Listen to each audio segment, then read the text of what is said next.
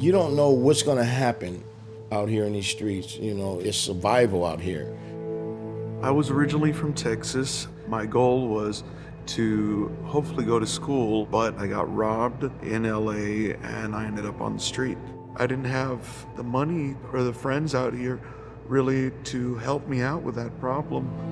I used to get bullied a lot, and I really wanted to fit in. And that was the beginning of me drinking and then using. I eventually got diagnosed with mental health disorder, bipolar. I'm suffering through abuse and don't even know what abuse is. I never knew what abuse was. When a person says, hey, you need to go through a mental health, I knew then I had issues, big time. I've been diagnosed with a major depressive disorder, insomnia, and an anxiety disorder.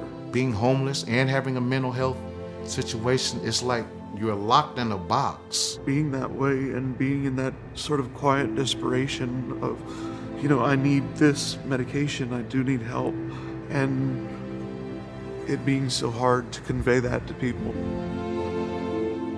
Unfortunately, here in Los Angeles County, there's an estimated 47,000 people who are living on the streets. When a police officer encounters, let's say, someone who is disturbing the peace, who has a mental illness, if they take them to jail, they can book them in 30 minutes and be on their way. It's a harsh thing to say, but jail has almost been like a second home. What typically happens with a person coming out of jail, and about 11 o'clock at night or 12 o'clock at night, they walk out of the jail. If you've been to the LA County Jail on Beauchamp Street, the only thing close by is Skid Row. Getting released and not having the opportunity to participate in treatment, and the cycle kept continuing. This vicious cycle of a revolving door in and out of our institutions. There are a lot of people that we believe shouldn't be in jail. You see guys who really belong there, and then you see guys who, kind of like in my situation, stuck. It's unfair, it's unethical. There has to be a better approach. They have this new program called the ODR program. And I says, what is that? And it says, we think that if you had your own place, you won't be out doing crime. It says, have you ever had your own place? I says, no, never. It's surreal, it's like, okay, I'll believe it when I see it, but it's real. There is a need for the continuum of services, where a person who lives upstairs can come downstairs and receive mental health services. They get a caseworker that stays with them for life. I know no other program like that. Therapy is about second chances, right? And a lot of our guys are seeking that second chance. I've been able to experience and to grow and to get my life back. I mean, it's unprecedented. I don't think we ever really understood just how many people inside the jail were eligible. Our study looked at the entire mental health population in the jail, which was over 5,000 people. Over half of them would potentially have successful cases. That's important because really what the community wants, they want safety. From a public safety perspective, it's actually safer to have them housed. And emergency room visits are very expensive. Jail stays are very expensive. Associated court costs, policing costs, arrest costs, we could go on and on.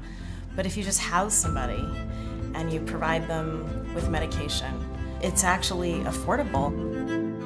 That's rewarding. It's fulfilling. Why wouldn't we all want that? This is an innovative and intelligent approach, and it's working. So far, we've safely diverted almost 2,000 people through the Office of Diversion Reentry, and this is spreading around the country. These needs are in Chicago, they're in New York, they're in Miami, they're all over. I think it should be important for all of us to want everyone in society, to the degree that they're capable of living a life with dignity and purpose. It's really about righting some wrongs in the criminal justice system that have been going on for far too long. I remember I almost laughed. When I got offered the program, I was like, is this for real? You're gonna get me housing and medical and all that? And they're like, yeah, and you can get started all over again. It was jaw-dropping. I says, don't play with me. When I get in trouble, I go to prison. They schedule me for release.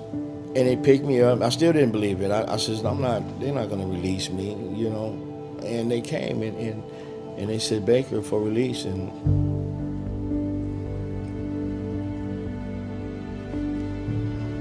Excuse me for a minute.